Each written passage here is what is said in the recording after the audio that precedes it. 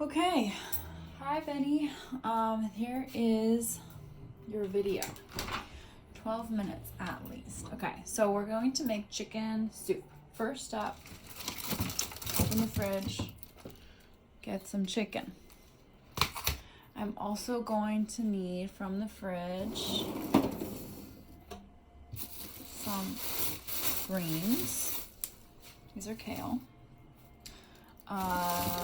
Carrots. And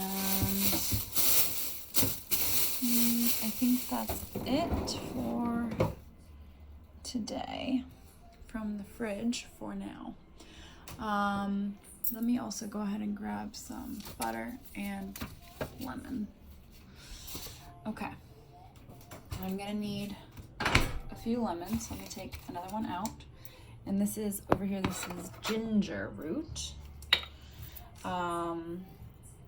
which I'm going to make a chicken soup, but instead of a traditional chicken soup, I'm going to do a ginger lemon chicken soup, because that's what I have. So I'm going to need space on the stove, so I'm going to move this very large pan out of the way to the side and get this large pot. So this is really good for making soup because it is rather large, but it also has a big base, so I can start by browning the chicken, which is what I plan to do. So I'm going to first turn on this burner by pushing the dial to the side, and when the fire comes on, you know it's on. You center the pan over it, and it doesn't need to be high heat, so I'm going to turn it down. You can see the flame is kind of little. That's a good thing. So it's going to just heat up the pan. These chicken wings have skin on them, so I actually might not put too much oil in the pan, but you need to put a little bit of either oil or butter to keep the pan from sticking to the meat. So I'm gonna just throw a tiny bit of butter in there. Knife, and let it melt, and that will be the first step. Okay. Second step is I've got to wash this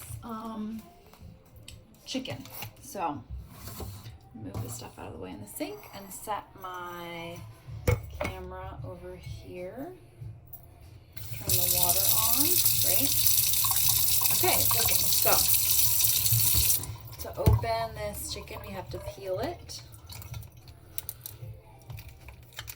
Okay, there we go. Peel the plastic off. And I have to rinse it because chicken and all meat actually can sit, and when it sits it can get bacteria on it, which is another word for germs. Not all bacteria is bad. You actually need bacteria to be like a healthy living person, but the wrong kind of bacteria, like bad bacteria, can make you very sick. So we rinse the chicken to keep ourselves from getting sick. And then what I'm doing is, I'll show you in a minute, but I'm going to set it on the top of a paper towel to dry out, because it will cook better if it's dry. When you put liquid, like even water or something to flavor your food, just rinsing this out so I can put it in the trash or recycling. But when you have water on something, and then my hands now are dirty, so I'm going to put soap on them, see, and rub. So when you have like a liquid on the outside of meat or vegetables, when it comes into contact with the heat on the pan, it makes the meat inside like dry out, but if it's dry on the outside, then it makes the meat inside stay moist. I know there's like science behind it, but I don't have the words to describe it right now. So let me show you this chicken. So I'm patting it dry. This is what they call it. They say pat the chicken dry. So I'm using the paper towel to just pat the chicken skin. And then I'm gonna go ahead and take a look in my pan. Look like the butter is melted. It smells like the butter's melted too. It's yummy smelling. So can you see that little, like the shiny kind of bubbly stuff? That's the butter. I'm trying to move the pot around so it sort of covers the entire pot. All right, so we throw these chicken wings that have been dried into the pot. 1, 2,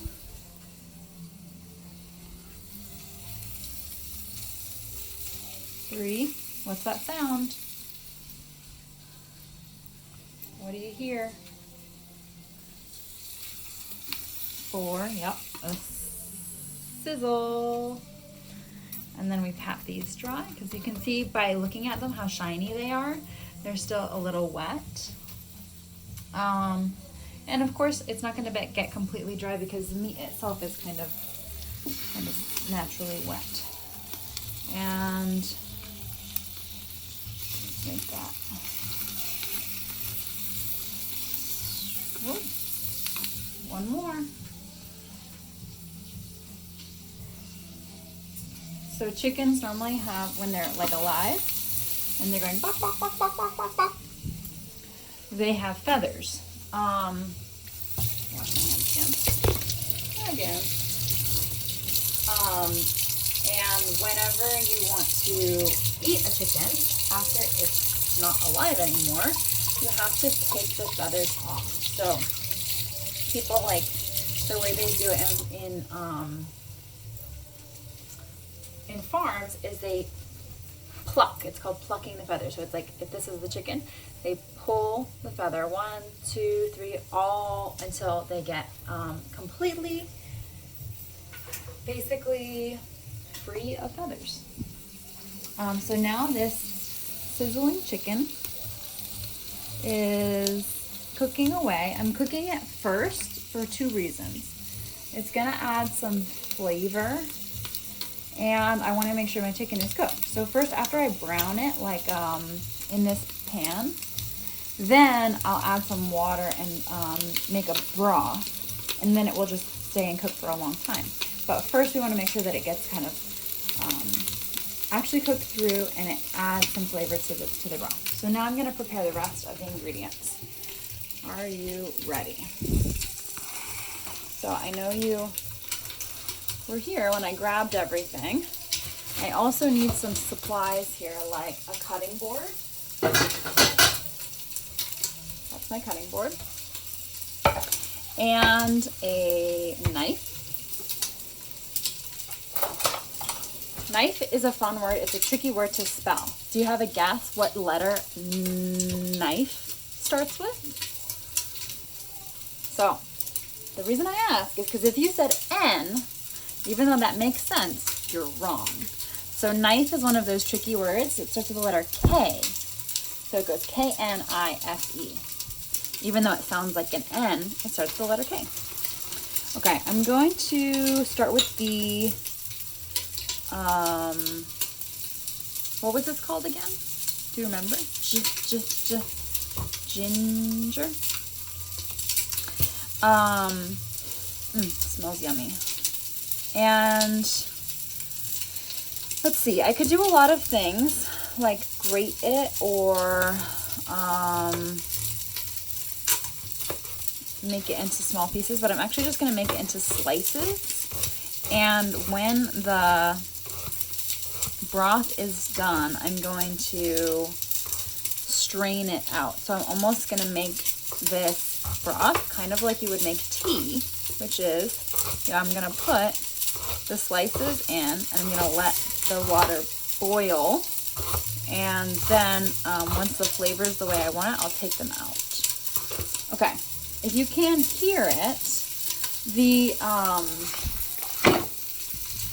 The chicken is getting louder and louder, and it's starting to smoke. So it's time to turn it around before it burns. Ooh, look at that nice brown color on the wings. Wow. So one, count with me. How many are there? 1, 2.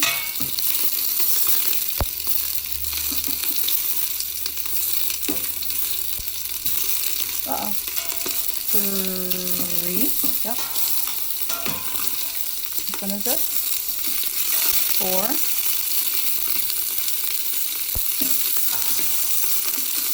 5. 6. Okay. Wow, they browned so nicely. Wow, that's a loud sizzle too. Okay. I'm going to set my tongs down, and I'm going to go back to preparing my other ingredients.